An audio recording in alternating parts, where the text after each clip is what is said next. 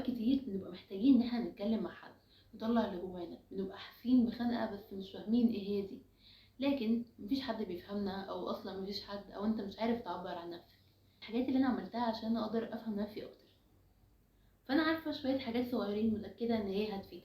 من قبل ما نبتدي المفروض نكون فاهمين ان احنا بنعمل كده عشان نعرف احنا ايه اللي مزعلنا. اللي مزعلنا احنا، مش وجهة نظر التانيين. فلازم نكون لوحدنا، مفيش حد حوالينا، ونكون كده قاعدين مركزين، نبعد عن التليفون، عن اي حد ممكن يشتتنا. انا عارفه الموضوع ده ممكن يكون صعب، بالذات لو انت حد عندك مسؤوليات، او انتي ام، او حواليكم ناس كتير مينفعش تقعدي مع نفسك. بس لو ساعه هتفرق معاكي جدا، وهتديكي طاقه انك تكملي. حاجه ان انا اسمي الحاجه بمسمياتها الحقيقيه، يعني مفضلش اقول انا مخنوقه وخلاص، لا، اعرف انا ليه حاسه كده، انا ليه حاسه ان انا مخنوقه. طب ممكن اقول انا حاسه بالوحده، انا حاسه ان انا تايهه او مشتته.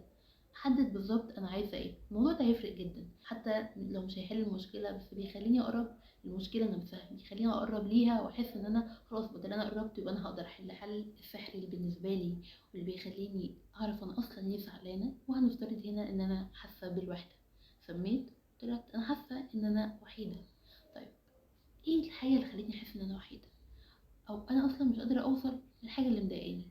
فالحل سهل وبسيط جدا، يعني دي عن تجربتي الشخصيه، وهي الكتابه. تكتبي. الكتابه دي محدش هيشوفها غيرك. يعني انا لو هكتب بطريقه غير منظمه محدش اصلا هيشوف، محدش هيحكم عليا، محدش هينتقدني. انا بطلع الافكار اللي في دماغي، فانا هنا بقدر اشوف اصلا المشكله، بقدر اديها حجمها اللي انا المفروض ادولها. ممكن تكون مشكله كبيره جدا بس انا متجاهلاها، فلما اشوفها احس لا، انا محتاجه اقف هنا واحل المشكله دي. والعكس، ممكن مشكله صغيره جدا وانا اللي مكبراها، فانا محتاجه اقف واقول لا خلاص، يعني ما تاخدش اكتر من كده. عارف لما يكون في دوشه كتير قوي حواليك، في صوت معين انت لازم تسمعه بس مش قادر تسمعه، هو ده المشكله.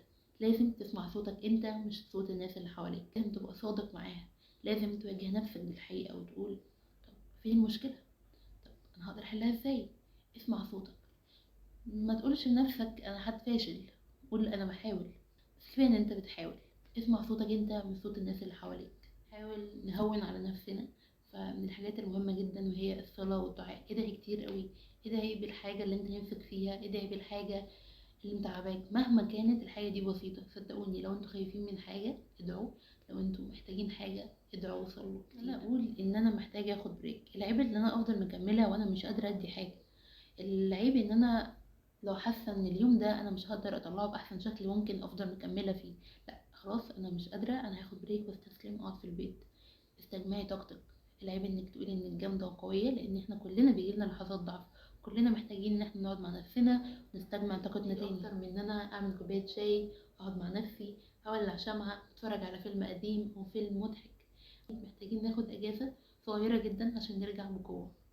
في النهاية حابة أقول ما تبقاش قاسي على نفسك، الدنيا قاسية بما فيه الكفاية. لو في حاجة معينة بتعملها بجد بتفرق معاك وتخلي مودك أحسن ونفسيتك أحسن، أو بتساعدك إنك تعدي الوقت الصعب، ياريت تسيبها لنا في الكومنتات عشان كلنا نستفيد. سلام.